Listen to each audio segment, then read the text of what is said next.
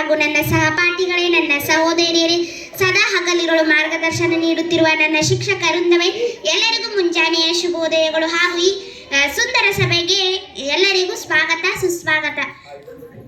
ನಾನು ಗಣರಾಜ್ಯೋತ್ಸವದ ಬಗ್ಗೆ ಒಂದೆರಡು ಮಾತುಗಳನ್ನು ಮಾತನಾಡಲು ಬಯಸುತ್ತೇನೆ. ಭಾರತೀಯರೆಲ್ಲರೂ ಗಣರಾಜ್ಯೋತ್ಸವವನ್ನು ದೇಶಾದ್ಯಂತ ಸಡಗರ ಸಂಭ್ರಮದಿಂದ ಆಚರಿಸುತ್ತಿದ್ದಾರೆ. ಭಾರತೀಯ ಸಂವಿಧಾನ ಜಾರಿಗೆ ಬಂದು ಭಾರತ ಗಣರಾಜ್ಯವಾದದ್ದು ಜನವರಿ 26, 1950ರಂದು. ಈ ದಿನವನ್ನು ನಾವೆಲ್ಲರೂ ಗಣರಾಜ್ಯೋತ್ಸವವನ್ನಾಗಿ ಆಚರಿಸುತ್ತಿದ್ದೇವೆ.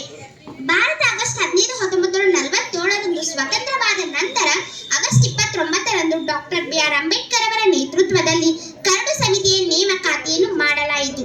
ಈ ಸಮಿತಿಯ ಸಂವಿಧಾನ ಕರಡು ಪ್ರತಿಯನ್ನು ತಯಾರಿಸಿ ನವೆಂಬರ್ 4, 1947ರಂದು ಶಾಸನಸಭೆಯಲ್ಲಿ ಮಂಡಿಸಿತು. ಸಹೋದರಿಯರೇ, ನಿಮಗೆಲ್ಲ ತಿಳಿದ ಹಾಗೆ ಭಾರತದ ಸಂವಿಧಾನ ಶಿಲ್ಪಿ ಅಥವಾ ಭಾರತ ಸಂವಿಧಾನ ಪಿತಾಮಹ ಎಂದು ಡಾಕ್ಟರ್ ಬಿ.ಆರ್. ಅಂಬೇಡ್ಕರ್ ಅವರನ್ನು ಕರೆಯಲಾಗುತ್ತದೆ. ಸಂವಿಧಾನವನ್ನು ರಚನೆಯಾಗಲು 2 ವರ್ಷ 11 ತಿಂಗಳು 18 ದಿನ ಕಾಲಾವಧಿಯನ್ನು ತೆಗೆದುಕೊಳ್ಳಲಾಯಿತು. ಭಾರತ ಸಂವಿಧಾನವು 18ನೇ ವಿಧಿಯ ಬಿರುದುಗಳನ್ನು ರದ್ದುಗೊಳಿಸಿದೆ. ಭಾರತ ಸಂವಿಧಾನವನ್ನು ತಿದ್ದುಪಡಿ ಮಾಡುವ ಅಧಿಕಾರ ಅಥವಾ ಅರ್ಹತೆಯು ಸಂವಿಧಾನ ಸಂಸತ್ತಿಗೆ ಇತ್ತು. ಈಗಾಗಲೇ ಸಂವಿಧಾನವನ್ನು 105 ಬಾರಿ ತಿದ್ದುಪಡಿ ಮಾಡಲಾಗಿದೆ.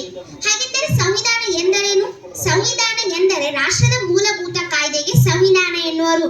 ಜನವರಿ 26ಕ್ಕೆ ಅಂದರೆ ಈ ದಿನದಂದು ಗಣರಾಜ್ಯೋತ್ಸವ ಎಂದು ಹೇಗೆ ಹೆಸರು ಬಂದಿದೆಯಲ್ಲ, ಹಾಗೆ ಪ್ರಜಾಪ್ರಭುತ್ವ ಎಂದು ಕೂಡ ಈ ದಿನವನ್ನು ಕರೆಯುತ್ತಾರೆ.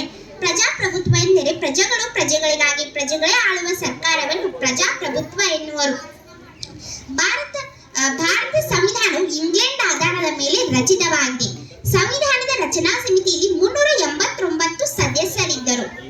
ಭಾರತ ಸಂವಿಧಾನವು ತತ್ವ, ಗುರಿ, ಸಿದ್ಧಾಂತ, 8 ಅನುಸೂಚಿ, 22 ಭಾಗ, 395 ವಿಧಿಗಳನ್ನು ಒಳಗೊಂಡಿದೆ.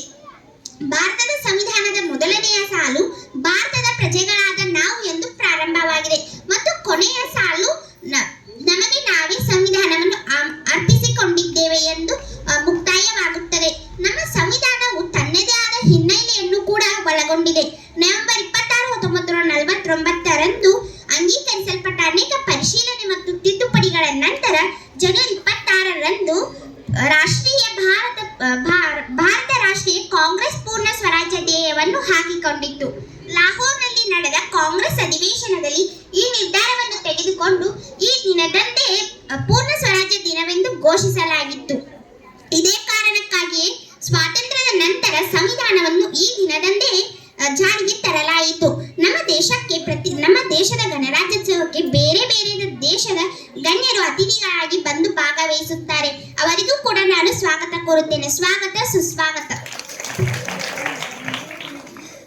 ಈ ಹಿನ್ನೆಲೆಯಲ್ಲಿ ನಾಡಿನಾದ್ಯಂತ ಶಾಲಾ, ಕಾಲೇಜು, ಕಚೇರಿಗಳಲ್ಲಿ ಸಂಭ್ರಮ ಸಡಗರದಿಂದ ಗಣರಾಜ್ಯೋತ್ಸವವನ್ನು ಆಚರಿಸುತ್ತಿದ್ದಾರೆ. ಇದರ ಪ್ರಯುಕ್ತ ನಾವು ನಾಡಿನಾದ್ಯಂತ ಗಣರಾಜ್ಯೋತ್ಸವವನ್ನು ಆಚರಿಸುತ್ತಿದ್ದೇವೆ. ನಮ್ಮ ಶಾಲೆಯಲ್ಲಿ ಕೂಡ ನಾವು ಸಂಭ್ರಮ ಸಡಗರದಿಂದ ಆಚರಿಸುತ್ತಿದ್ದೇವೆ. ಇಂದು ಒಂದು ದುಃಖದ ಸಮಾಚಾರವೂ ಇದೆ. ಅದೆಂದರೆ ನಮ್ಮ ನಾಡಿನ ವೀರಾಗ್ರಣಿಯಾದಂತಹ ಸಂಗೊಳ್ಳಿ ರಾಯಣ್ಣನ ಪುಣ್ಯತಿಥಿ ಇಂದು.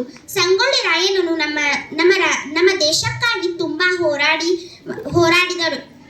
ನಮ್ಮ ದೇಶ ನಾವಿಂದು ಅವಾಗಿನ ವೀರರು ನಮಗೆ ಸ್ವಾತಂತ್ರ್ಯ ತಂದು ಕೊಡದೇ ಇದ್ದರೆ ನಾವು ಇಂದು ನೆಮ್ಮದಿಯಾಗಿ ಶಿಕ್ಷಣ ಪಡೆಯಲು ಸಾಧ್ಯವೇ ಇರಲಿಲ್ಲ. ಅಂತಹ ವೀರರನ್ನು ನಾವು ಇಂದು ಸ್ಮರಣೆ ಮಾಡುವುದು ತಪ್ಪಲ್ಲ ಎಂದು ಹೇಳುತ್ತಾ ಈ ಸುಂದರ ಸಭೆಯ ಕೇಂದ್ರ ಬಿಂದುವಾದಂತಹ ಈ ಕೇಸರಿ ಬಿಳಿ ಹಸಿರು ಧ್ವಜ ಅಂದರೆ ನಮ್ಮ ರಾಷ್ಟ್ರದ ಧ್ವಜವನ್ನು ಕರ್ನಾಟಕ ರಾಜ್ಯದ ಧಾರವಾಡ ಜಿಲ್ಲೆಯ ಗರಗ ಗ್ರಾಮಕ್ಕೆ ಈ ರಾಷ್ಟ್ರ ಧ್ವಜವನ್ನು ತಯಾರಿಸುವ ಹಕ್ಕನ್ನು ನೀಡಲಾಗಿತ್ತು. ಅಂದರೆ ನಮ್ಮೂರಿಗೆ ಈ ಧ್ವಜವನ್ನು ತಯಾರಿಸುವ ಹಕ್ಕನ್ನು ನೀಡಲಾಗಿತ್ತು. ಅದು ನಮ್ಮೆಲ್ಲರ ಹೆಮ್ಮೆ ಎಂದು ಹೇಳುತ್ತಾ ನಮ್ಮ ದೇಶ ಭಾರತ, ನಮ್ಮ ಮಾತೆ ಭಾರತ, ನಮ್ಮ ಜಾತಿ ಭಾರತ, ನಮ್ಮ ಭಾಷೆ ಭಾರತ ಎಂದು ಋಣ್ಮಯದಿಂದ ಹಾಡೋಣ ಭಾರತೀಯರೇ. ಈ ಕರಿ ನೆಲದ ಗರಿಮೆಯನ್ನು ಹಿರಿಮೆಯನ್ನಾಗಿ ತೋರಿಸೋಣ ಎಂದೊಳ್ತಾ ನನ್ನ ಚಿಕ್ಕ ಭಾಷಣಕ್ಕೆ ವಿರಾಮ ನೀಡುತ್ತೇನೆ.